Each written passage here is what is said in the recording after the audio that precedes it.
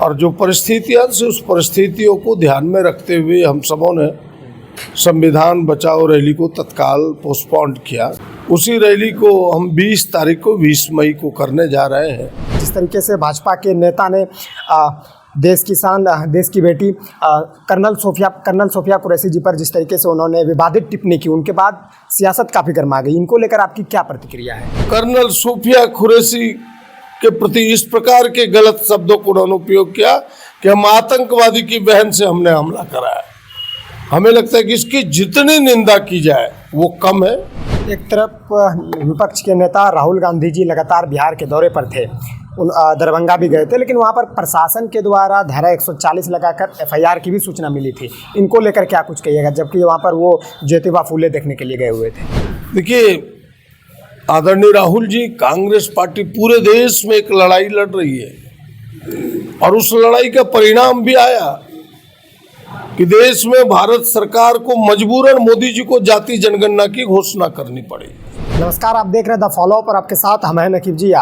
आगामी 20 तारीख को गोड्डा के मेला मैदान में कांग्रेस के तरफ से संविधान बचाओ महारैली का आयोजन होना है। उनको लेकर क्या कुछ तैयारी है, कार्यक्रम का क्या रूपरेखा है, कार्यक्रम में कांग्रेस के कौन कौन से दिग्गज नेता शामिल हो रहे हैं, इस विषय पर बातचीत करेंगे और कार्यक्रम का क्या समय सारणी है वो सारी चीज़ जानकारी देंगे। इस विषय पर बातचीत करने के लिए हमारे साथ झारखंड कांग्रेस विधायक दल के नेता सपोड़ैयाहाट के विधायक प्रदीप यादव जी है। प्रदीप जी, क्या कुछ कहिएगा? जिस तरीके से रैली का टाइम बीते कुछ दिन पहले था, लेकिन उनको जिस तरीके से भारत और पाकिस्तान के बीच तनाव देखा जा रहा था, उनके वजह से आपने एक मीटिंग कर, प्रेस कॉन्फ्रेंस कर जानकारी दिया कि कार्यक्रम को स्थगित कर दिया गया। अगला कार्यक्रम आपका 20 तारीख है, कांग्रेस की तरफ से संविधान बचाओ महारैली। कार्यक्रम का क्या रूपरेखा है, क्या समय सारणी है और कौन कौन से दिग्गज शामिल हो रहे हैं? देखिए, आपने खुद कहा कि पिछले 6 तारीख को यह रैली थी, लेकिन जो देश का माहौल था और जो परिस्थितियां से उस परिस्थितियों को ध्यान में रखते हुए हम सबों ने संविधान बचाओ रैली को तत्काल पोस्टपोन किया और सारा देश एकजुट होकर के सरकार के साथ खड़ा होने का फैसला किया कि अभी इस प्रकार की रैली ठीक नहीं है।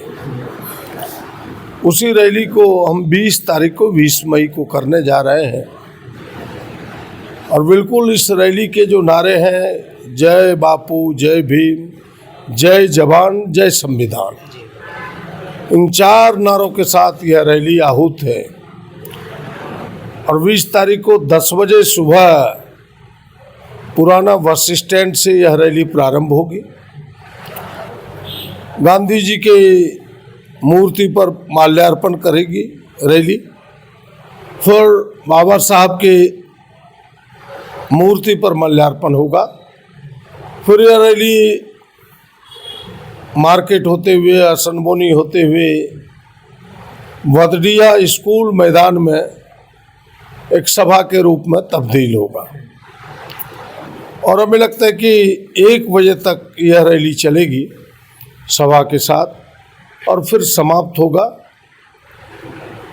और खूब बड़ी रैली तो नहीं है, लेकिन इतना तय है कि हमसे 5 से 6 हज़ार हमारे जो समर्थक हैं इस जिले के, संविधान को चाहने वाले, लोकतंत्र को चाहने वाले, देश की एकता और अखंडता पर विश्वास करने वाले, धर्मनिरपेक्षता पर विश्वास करने वाले, इन तमाम लोगों को हम न्योता दे रहे हैं कि इस रैली में भागीदार बने। जैसे भीम आर्मी जो सामाजिक संगठन है, उनके नेता भी भागीदार होने जा रहे हैं।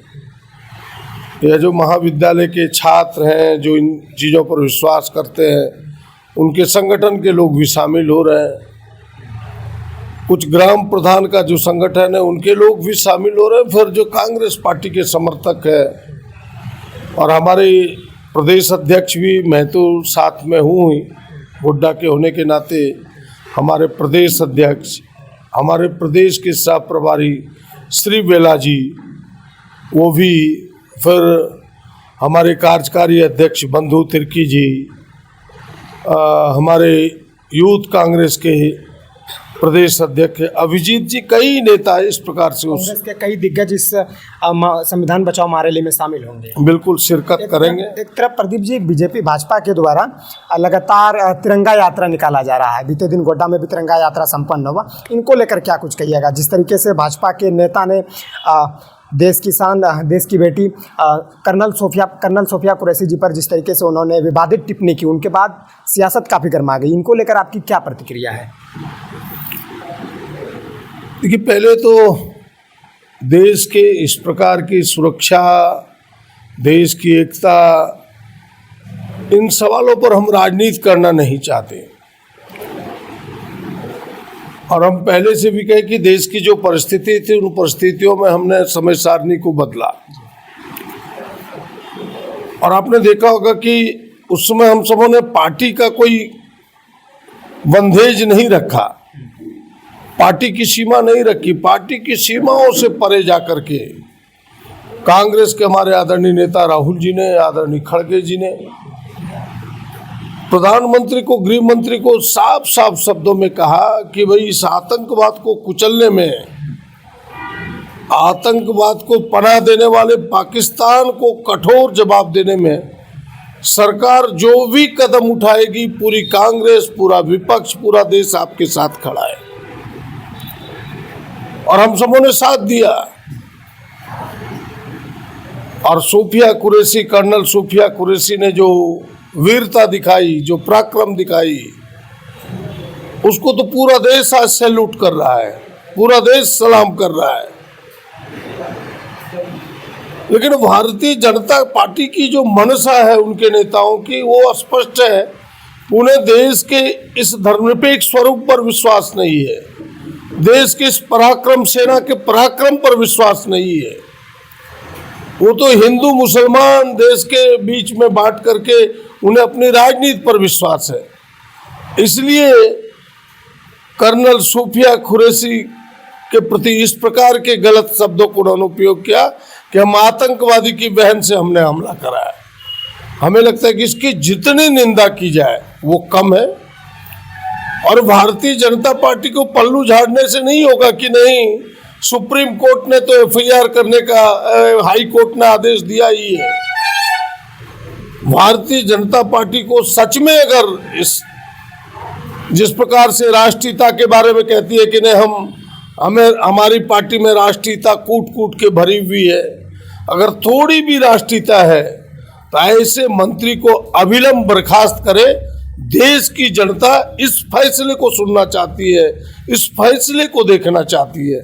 वरना हम सब समझेंगे कि ये लोग इसी प्रकार के, पिछले दिनों उनके एक सांसद भी जो बड़बोले सांसद हैं, हम जैसे लोग नहीं, अब तो सुप्रीम कोर्ट ने कह दिया कि भाई सुर्खियों में रहने के लिए, समाचारों में रहने के लिए इस प्रकार की चीज़ों को वो बोलते हैं। तो ऐसे लोगों पर कार्रवाई करे भारतीय जनता पार्टी। वरना एक सोची समझी रणनीति के तहत कुछ लोगों से वो अपनी बात को कहलवाते हैं ताकि समाज में गंदी बात फैले और उनका राजनीतिक लाभ भारतीय जनता पार्टी ले सके। एक तरफ विपक्ष के नेता राहुल गांधी जी लगातार बिहार के दौरे पर थे, दरभंगा भी गए थे, लेकिन वहाँ पर प्रशासन के द्वारा धारा 140 लगाकर एफआईआर की भी सूचना मिली थी। इनको लेकर क्या कुछ कहिएगा, जबकि वहाँ पर वो ज्योतिबा फूले देखने के लिए गए हुए थे? देखिए, आदरणीय राहुल जी, कांग्रेस पार्टी पूरे देश में एक लड़ाई लड़ रही है और उस लड़ाई का परिणाम भी आया कि देश में भारत सरकार को मजबूरन मोदी जी को जाति जनगणना की घोषणा करनी पड़ी। हमारे आदरणीय राहुल जी, हम जैसे लोग, कांग्रेस के लोग वर्षों से ये कह रहे हैं कि देश में जाति जनगणना होनी चाहिए। और जाति जनगणना केवल जातियों की गिनती नहीं है, यह समाज के एक्सरे है जो बताएगा कि कौन सी जाति किस पौधान पर खड़ा है, सामाजिक रूप से, आर्थिक रूप से उसकी स्थिति क्या है, कितने वो अब तक एजुकेट हो सका है, विकास में उनकी कितनी भागीदारी है, सरकारी नौकरी में किस स्तर पर वो खड़े हैं, आर्थिक रूप से उनकी स्थिति क्या है, गरीबी रेखा में क्या है, तमाम चीजें उनके परिलक्षित होगा इस एक्सरे से। और फिर जो सरकार में बैठे लोग हैं इस एक्सरे को देख करके उसको दबा दे पाएगा, उनकी योजनाओं को क्रियान्वित कर पाएगा। और हमें लगता है कि जन दबाव बढ़ा तो मोदी जी को यह फैसला लेना पड़ा जाति जनगणना। उसी प्रकार अभी हम दलितों को, पिछड़ों को, आदिवासियों को हक अधिकार देने के लिए एक लड़ाई लड़ रहे हैं राहुल जी कि यह जो 50% का बैरियर है आरक्षण का, इसे हम तोड़ेंगे और 90% भी हमें आरक्षण देना होगा तो हम हिचकेंगे नहीं, इस आरक्षण की सीमा को हम बढ़ाएंगे। और उसी अभियान में वो बिहार के दौरे पर थे, वहाँ के दलितों से मिलने के लिए, अल्पसंख्यकों से मिलने के लिए भारतीय जनता पार्टी और जनता दल यू की सरकार डर करके राहुल जी के इस कदम से कि भाई सारा दलित, सारा अल्पसंख्यक, सारा पिछड़ा उनके पीछे खड़ा हो जाएगा, उनके आंदोलन में शरीक हो जाएगा, इसलिए उन्हें रोकने का प्रयास हुआ है। लेकिन आपने सुना होगा कि नदी के प्रवाह को कौन रोक सकता है। यह तो देश में एक धारा बह चुकी है कि अब हक मिलेगा दलितों को, पिछड़ों को, आदिवासियों को। उन्होंने तो कहा कि भाई जो हमने 93वां संशोधन लाया था जो 15(5) के रूप में अंकित है संविधान में कि भाई यहाँ के पिछड़ों को, दलितों को, आदिवासियों को निजी संस्थानों में, चाहे वो शैक्षणिक संस्थान हो, चाहे काम करने वाले संस्थान हो, उन सेवाओं में भी आरक्षण मिलेगा। सरकार ने दी नहीं है, हम उसे दिलाएंगे, उसकी लड़ाई हम लड़ने आए हैं। तो हमें लगता है कि निश्चित रूप से कोई राजनीतिक पार्टी, जब कोई नेता इस प्रकार का कदम उठाएगा तो भयभीत होगा और उस भय से उन्हें रोकने का प्रयास किया। बस इतना ही माजमा है, इतना ही नजारा है, यही दृश्य है। गोल, जहां 27 वर्षों के सफर में 17,000 से भी अधिक छात्रों ने डॉक्टर एवं इंजीनियर बनकर भरे सफलता की ऊंची उड़ान, जहां साधारण छात्र भी झारखंड टॉपर्स बनकर बना रहे इतिहास। दूरदर्शी शिक्षाविद श्री विपिन सिंह के मार्गदर्शन में मेडिकल एवं इंजीनियरिंग के लाखों छात्रों के लिए आशा की किरण के रूप में गोल, नेशंस लीडिंग इंस्टीट्यूट। बायोम सिर्फ मेडिकल प्रिपरेशन का संस्थान। बायोम से लगातार दूसरी बार नीट यूजी में 700 मार्क्स पार। 10th पास स्टूडेंट्स के लिए फाउंडेशन कोर्स, 11th पास स्टूडेंट्स के लिए फ्रेशर कोर्स और 12th पास स्टूडेंट्स के लिए टारगेट कोर्स 17 अप्रैल से शुरू हो रहे हैं। कॉल 7360066190 और visit Biome, circular road near women's college and Hinoo, Ranchi. thefollowup.in. Like, share and subscribe. www.thefollowup.in